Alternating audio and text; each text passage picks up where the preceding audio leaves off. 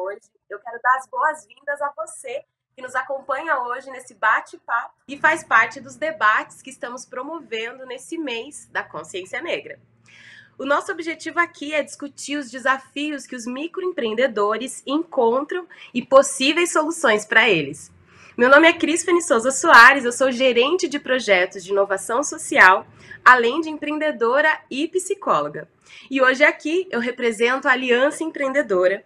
Eu atuo no desenvolvimento de pessoas e de metodologias de apoio ao surgimento e fortalecimento de negócios, promovendo transformação social por meio da inclusão econômica.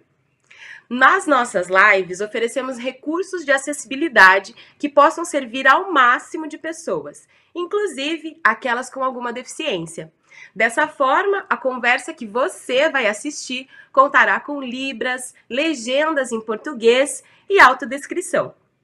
Eu vou começar então aqui, gente, com a minha autodescrição. Eu sou uma mulher negra com cabelos crespos na altura dos ombros. Hoje eu estou usando uma tiara de pérolas.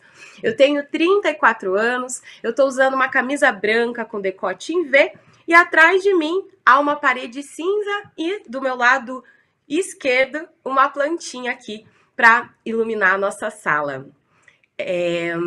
Vamos lá, então. Antes de apresentar a minha convidada especial, eu quero falar um pouco sobre a Aliança Empreendedora para vocês, para situar vocês na discussão que vamos ter aqui hoje. Gente, a Aliança Empreendedora foi fundada em 2005 com o objetivo de oferecer apoio a microempreendedores de baixa renda e grupos produtivos comunitários de todos os setores e idades. A entidade começou em Curitiba, mas ao longo dos anos foi se expandindo para outras localidades, como São Paulo e Recife, e estabelecendo parcerias para ampliar seu campo de atuação. O ano de 2009 foi um dos mais importantes em termos de ampliação de impacto. Com a consultoria da McKinsey e a Choca, construímos uma nova estratégia de expansão que se mantém até hoje. Desde então, temos ampliado o impacto, replicando as metodologias da Aliança para uma rede de organizações sociais aliadas em todo o Brasil. E hoje já apoiamos mais de 100 mil microempreendedores de todo o país por meio dos nossos projetos sociais. Em 2012, ampliamos uma das maiores transformações na nossa metodologia de trabalho, que passou então a ser embasada na teoria do effectuation, desenvolvida a partir de pesquisas da doutora Sara Sarasvati. A teoria vê o empreendedorismo, gente, não como um dom ou um conjunto de características, mas como um conjunto de habilidades que são desenvolvidas pela prática e experiência. Em vez de focar no desenvolvimento de um plano de negócios baseado em previsões para o futuro, a metodologia da Aliança utiliza a abordagem da teoria Effectuation para estimular os microempreendedores a criarem e ampliarem seus negócios a partir do que eles têm, desenvolvendo 3 pilares fundamentais. Vem comigo. Quem eles são? Então, identidade, sonhos, autoimagem, o que eles sabem, os conhecimentos e experiências e quem eles conhecem, a rede de contatos. Acreditamos que todos podem empreender, que o empreendedorismo é o motor da economia e que somente a atuação conjunta de pessoas, empresas, empreendedores, governos e organizações impulsionará o desenvolvimento que queremos ver no Brasil. Pessoal, a conversa de hoje, vejam só, vai ser com a Ludmila Oliveira. Ludmila Oliveira é filha de Dona Jacira e neta de Dona Edneia e Lourdes. Ela é moradora da comunidade de Santa Margarida, na Zona Oeste Carioca. Ela é bordadeira, costureira industrial, multiempresária de moda e finanças. Ela é administradora, gestora financeira e empreendedora social. Ativista na construção de um mundo novo, onde a periferia brasileira seja valorizada, ela atua, gente, na moda, na educação financeira, como ferramentas de transformação e desenvolvimento social. A Ludmila teve suas ancestrais, mãe, avó e bisavó, como maiores inspirações na sua vida como empreendedora. A matriarca da família a ensinou a bordar e usar a arte como base para sua criatividade e para trilhar o seu futuro na moda. Na adolescência, veio a necessidade de começar sua vida profissional. Ela se aventurou bordando roupas para grandes marcas ao lado de outras mulheres, o que serviria de base para o conhecimento no mundo da confecção. Já adulta, fazia seus próprios looks e viu no mercado plus size uma oportunidade de crescer. Inspirada em seus ancestrais, desenvolveu a Crioula Criativa, marca slow fashion de bolsas e acessórios que valoriza a beleza, o corpo e a cultura da mulher afro-indígena. E a Gestão Criativa, comunidade business sobre finanças, com produtos feitos a partir de resíduos têxteis, né? A Ludmilla comercializa suas criações através das redes sociais. Pessoal, o perfil dela no Instagram, além de servir como vitrine das peças, é o espaço de bastidores de sessões de fotos, de anúncios de agenda de workshops e de contato muito próximo com os clientes, que veem o perfil como uma referência de estilo.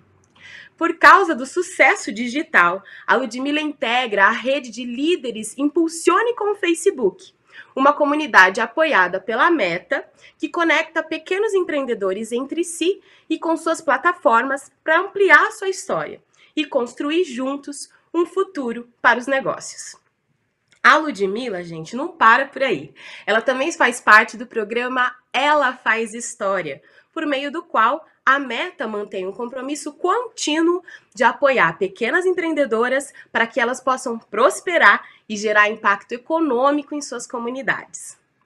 Hoje, nós vamos trazer aqui para vocês uma discussão no campo bem prático mesmo, que possa de fato ser útil aos empreendedores que assistem, né? Você que está assistindo aí a gente agora, né? E vai ser incrível, gente. Vai ser um papo bem interessante, com várias dicas aí da Ludmilla, de como que foi a trajetória dela e como ela organiza hoje a gestão financeira no negócio dela. Vai ser excelente.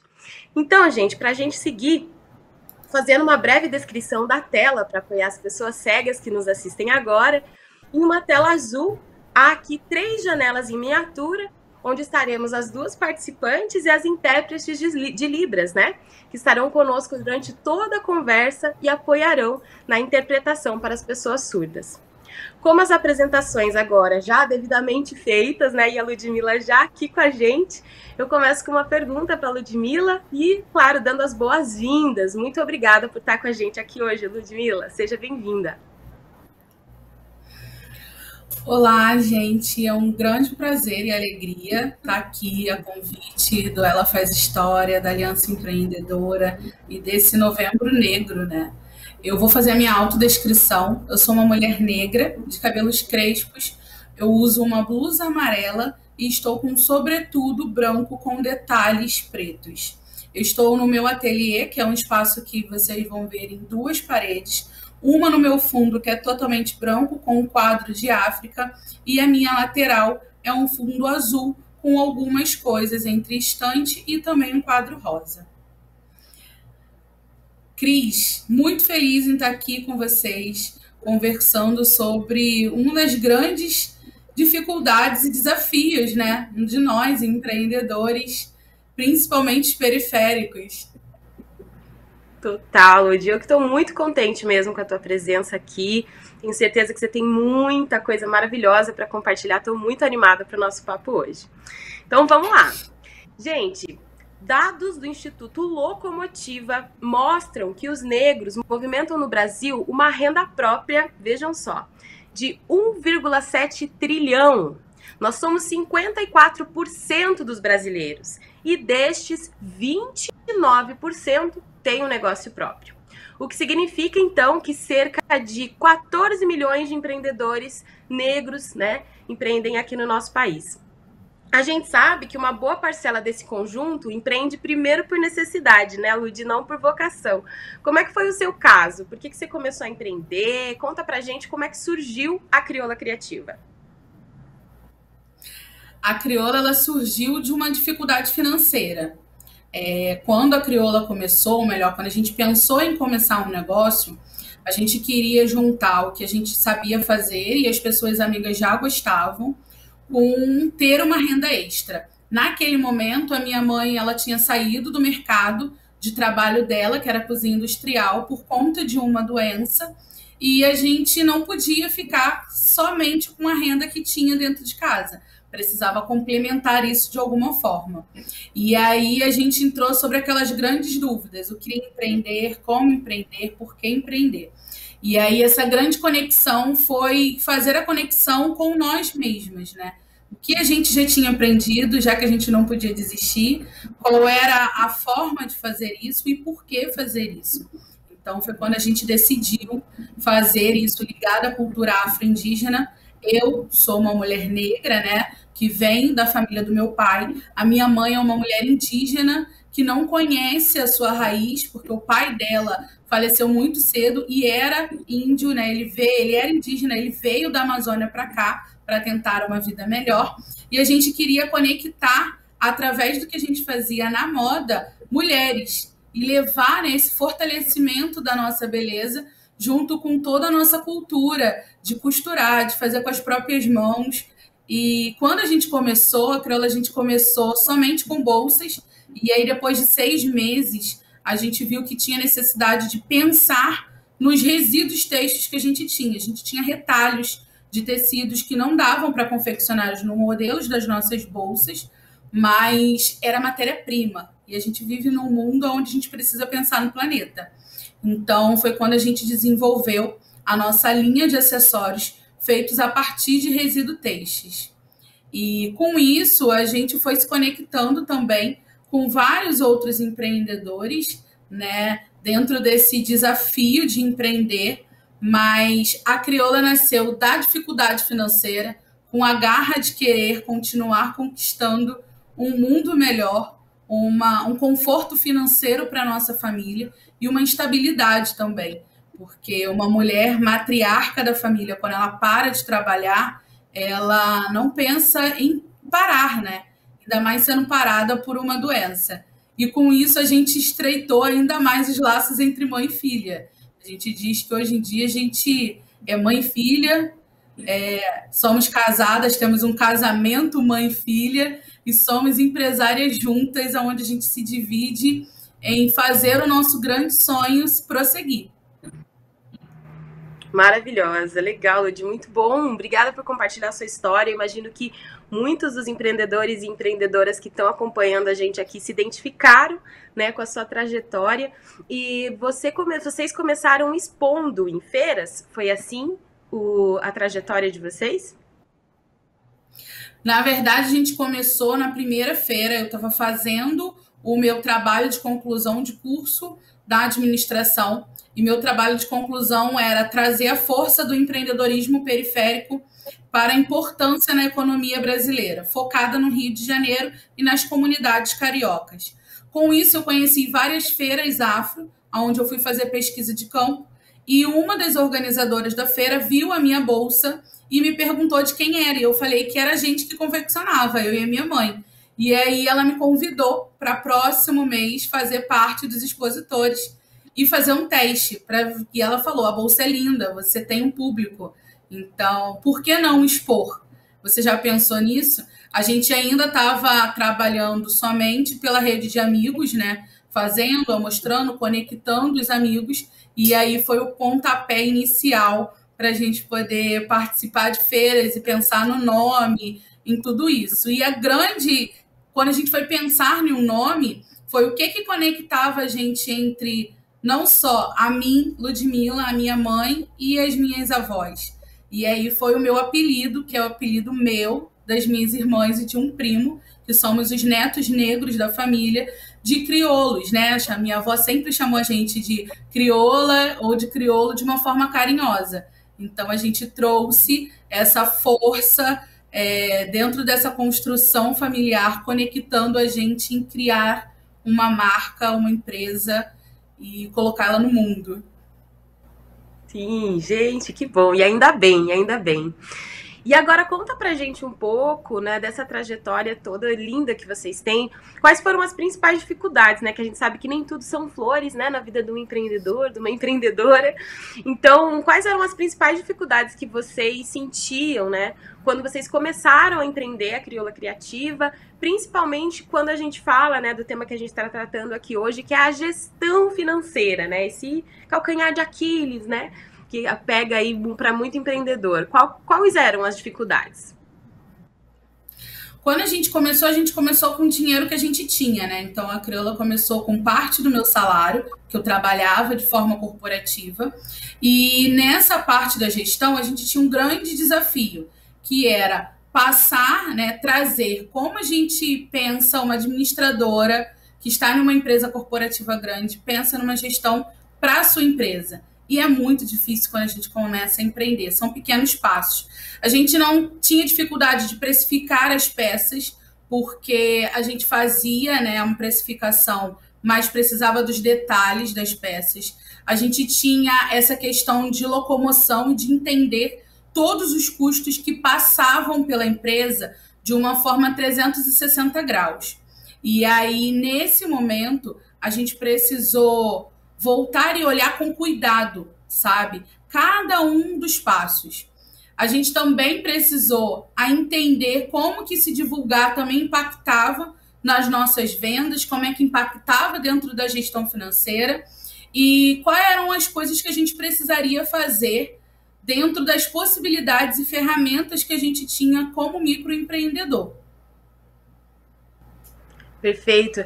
Muito interessante você trazendo, né? Porque tudo isso que a gente acessa, né? Principalmente na universidade, né, quando a gente fala de gestão de empresa, quando a gente chega, né, num pequeno negócio, a realidade é bastante diferente, né? As dificuldades que você trouxe, acho que refletem bastante isso, né? Precificar, fazer o controle financeiro, né? E então, o que eu queria que você contasse um pouco mais pra gente é o que você fez, então, qual foi o salto aí, né, de desenvolvimento que você fez para melhorar esse ponto tão crucial para o sucesso de um negócio, que é a gestão financeira, né? Se você teve que desconstruir alguma ideia que você tinha, construir alguma visão, né? Você pode dar alguns exemplos práticos para a gente do que mudou na gestão financeira da sua empresa a partir dos aprendizados que a experiência foi trazendo para você? Sim. Na vida do empreendedor, a gente tem muita correria, né? A gente tem a correria de fazer as coisas em 360 graus para a empresa, atuar em todos os âmbitos que a empresa está. E aí, pensando na gestão financeira, pensando em como a gente poderia colocar pequenas ferramentas dentro da gestão financeira, foi me desconstruir como administradora e entender que eu era uma microempresária, uma microempreendedora. A gente, quando começa uma empresa, a gente quer uma ferramenta, a gente quer um sistema que a gente ainda não tem dinheiro para colocar isso dentro da nossa empresa. Então, eu trouxe a nossa ficha técnica, que antes era feita ficha técnica a partir dos nossos desenhos da criação. A gente pegou o celular e começou a gravar os vídeos na produção das peças. Então, todas as vezes que a gente ia produzir, a gente coloca ainda uma vez por mês o celular para gravar, e aí a gente começa a produzir e reassiste esse vídeo com a ficha técnica na mão. Eu sou uma pessoa que eu estudei moda, então eu gosto muito de desenhar, tenho muito essas questões também. Então a gente pega a ficha técnica com o desenho, com o vídeo e vai analisando quais foram os materiais que a gente utilizou, a quantidade dos materiais, porque às vezes quando a gente parte da ficha técnica do produto pronto, ou então do nosso desenho, da nossa idealização de produto, a gente não observa pequenos insumos, pequenas matérias-primas que fazem parte da construção daquele produto ou daquele serviço. E a gravação a partir do celular, da câmera do celular, facilitou muito. Também teve a criação do grupo no WhatsApp. Então, existe um grupo no WhatsApp entre a Ludmila e a Oliveira. A Ludmila é a empreendedora faz tudo, a Oliveira é a CEO microempresária. E nesse grupo do WhatsApp, nessa conversa entre eu e eu mesma, eu passei a todas as vezes que estava na rua fazendo a compra da matéria-prima ou A minha mãe também faz parte desse grupo, então a gente estava vendendo, a gente manda ali as informações. E tem como agilizar, né, no meio da correria. Se eu estou fazendo uma compra de matéria-prima, eu consigo fotografar a notinha ainda no caixa e já enviar para o grupo. Se eu estou na feira fazendo a venda, eu consigo apertar o áudio e informar qual foi o valor da venda, qual foi a peça e qual era a peça. Porque a gente via necessidade antes que a gente só anotava o valor vendido. E aí a gente acabava não tendo controle de olhar qual peça vendeu e qual peça ainda está lá. E olhar também sobre a venda realizada, porque a gente às vezes vende várias peças ou produtos ou serviços dentro de um dia inteiro de feira ou uma semana de exposição, mas a gente, quando não anota esses detalhes, a gente não sabe qual foi o produto que saiu mais rápido, qual foi o produto que saiu depois, qual foi o produto ou serviço que só saiu depois que outro acabou. E a gente acaba ficando como empreendedor, e a gente tinha muito disso, de ficar focada no que não vendeu. E aí a gente não dava o fortalecimento e a potência do que vendeu, dessa análise do que vendeu. E também foi preciso colocar na agenda, né, do celular, o telefone para despertar, no dia e a hora da gente se encontrar e fazer a nossa gestão financeira, analisar todos os dados que a gente já vinha criando. Então, a correria sempre é muita, mas é se colocar na agenda, sabe? Colocar o administrativo, o financeiro na agenda, porque senão a gente é engolido por todas as ações. A gente entra nesse sistema de fazer, e aí a gente não conseguia também parar e analisar com calma as informações que a gente gerava do nosso próprio negócio. Então, essas duas formas foram o que transformou a gente, sabe? Transformou os nossos 2 primeiros anos de Crioula, nos deu baseamento para a gente também se conectar às outras áreas, porque a gente sabe que o financeiro é igual um corpo humano, né? Uma empresa é um corpo humano, se a gente for parar para pensar. E muitas das vezes a gente ouve que o financeiro, ele é o coração da empresa, que bate, que pulsa e que faz esse corpo humano se mexer. Mas o financeiro, sendo bem sincera como empreendedor, ele não é o coração da minha empresa. O coração da minha empresa é o meu propósito, é a minha essência de estar empreendendo. O coração da minha empresa, eu costumo dizer que ele é os rins, que como uma família que fala muito sobre corpo humano, se os nossos rins parar, a gente não consegue que o coração funcione, porque começa a faltar esse sangue. Então, o financeiro, ele conversa com várias áreas da nossa empresa, mas o que está no nosso coração é que nos motiva a continuar caminhando, crescendo e buscando crescer com a nossa empresa, com o nosso sonho, com a nossa necessidade. Gente, que legal, sensacional. Pega a visão da Ludmila aí, o dinheiro, os rins, né?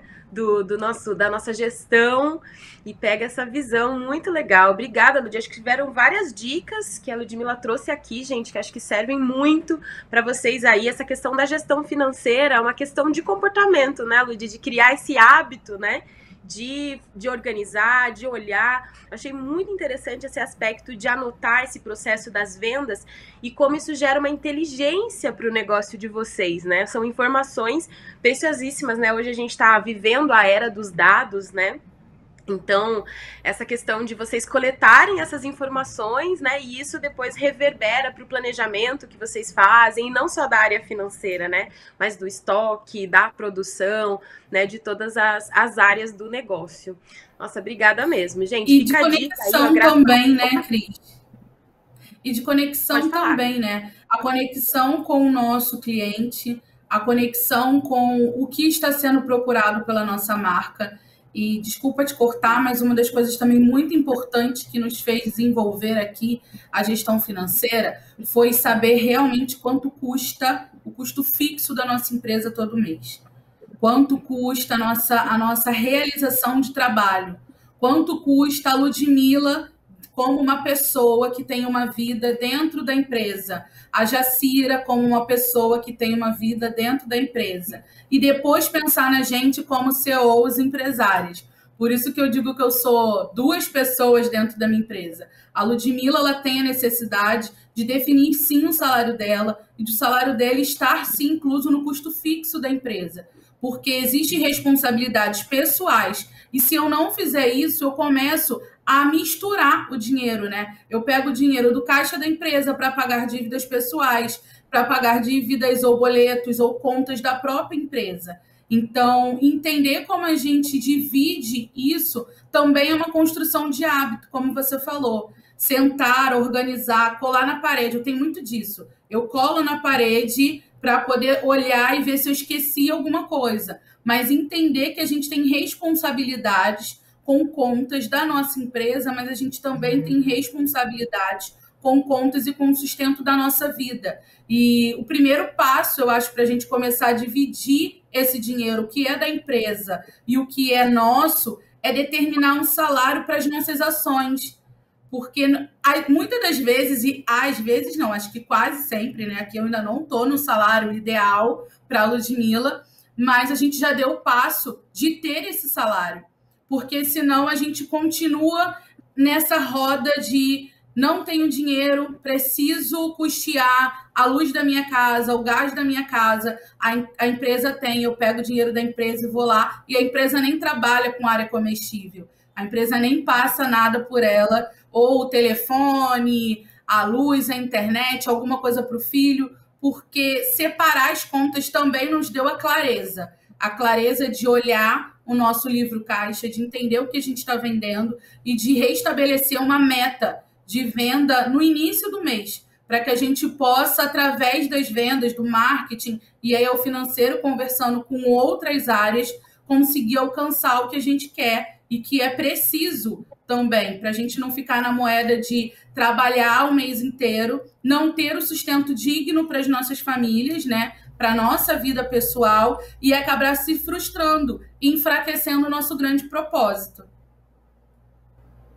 Perfeito, acho que você tocou num ponto crucial, né, que é essa questão da gestão pessoal, né, financeira pessoal e do negócio, né, que acho que para a maioria dos empreendedores começa um pouco misturado, né, então fica aí a dica, né, da Lud de como que ela fez para driblar, né, essa questão, para organizar, né, então não há problemas, né, de você fazer organizar essa gestão, contanto que você tenha, né, no livro caixa ali todas as saídas anotadas, o fluxo, né, organizado, porque isso vai fazer com que você consiga, né, definir, né, todos esses valores, né? Muita gente pergunta mesmo, né, como é que eu faço para definir meu Prolabore? Como que eu sei, né, quanto que eu posso retirar ou quando, né, que eu posso retirar?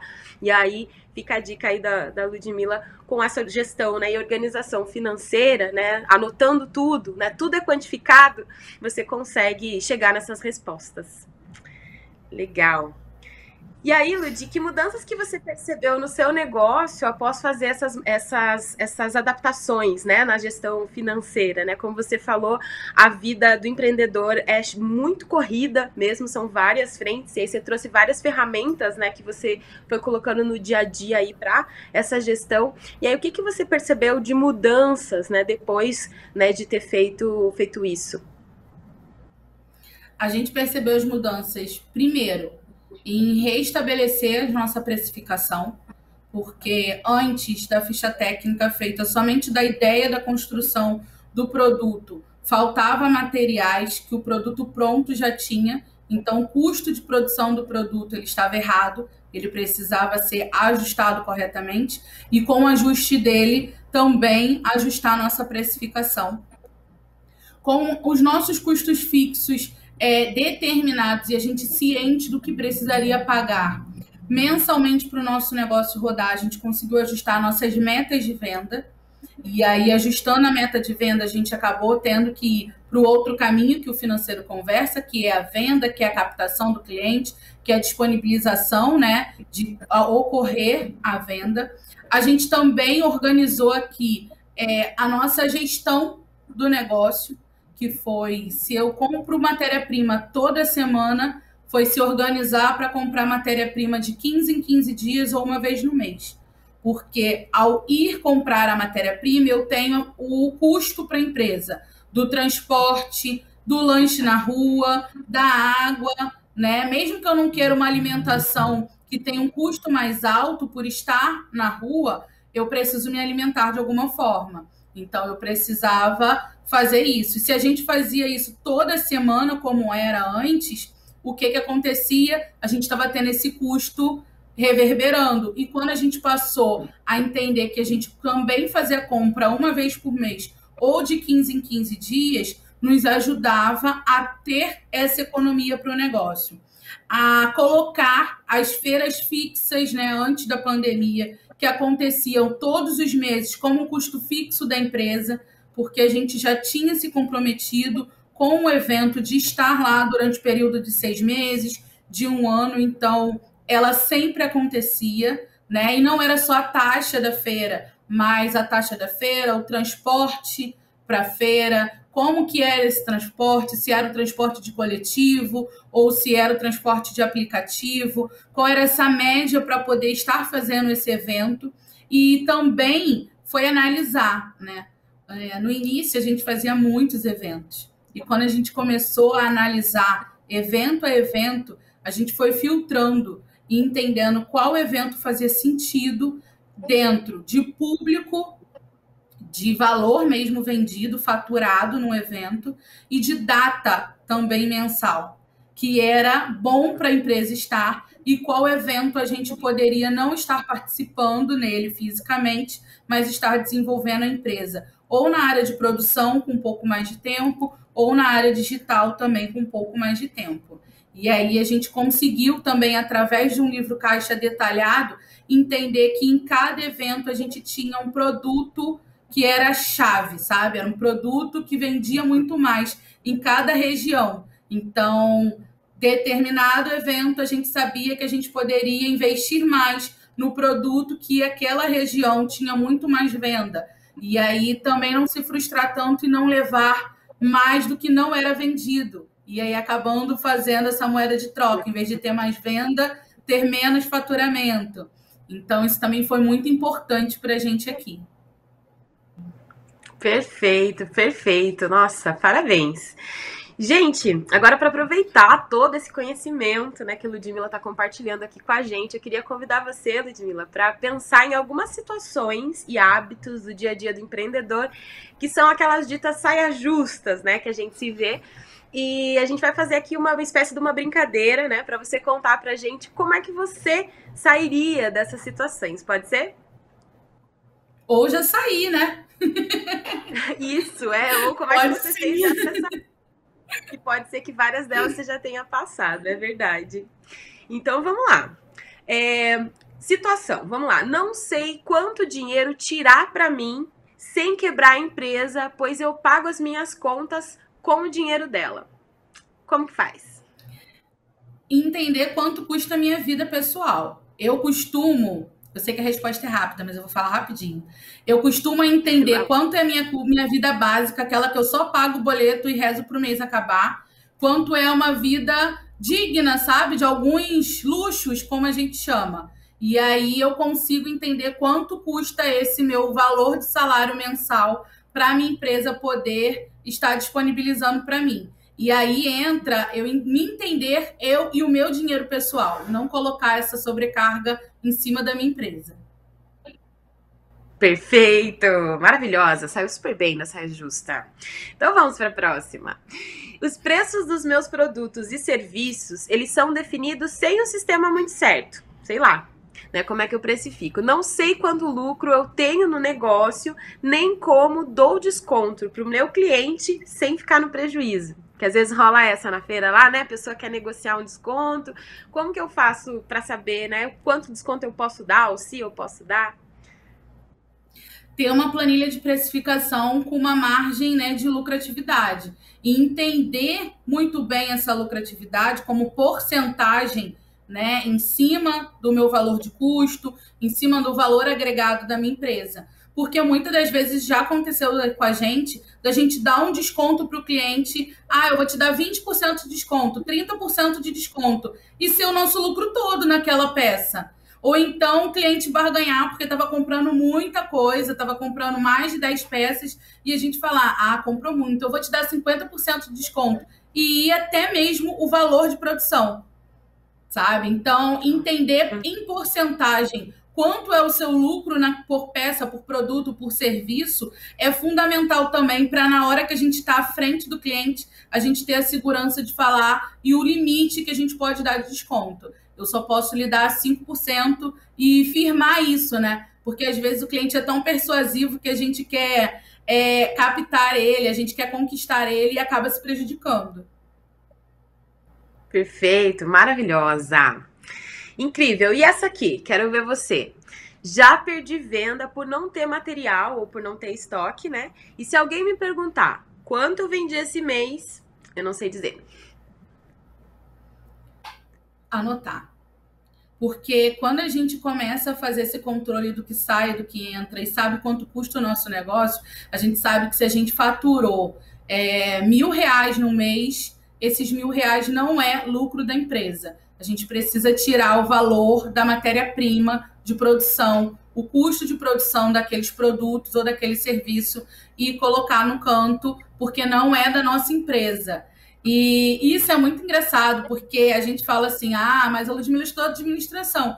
Gente, nós somos empreendedores. Quando falta alguma coisa, na nossa casa principalmente, o primeiro lugar que a gente recorre é a nossa empresa.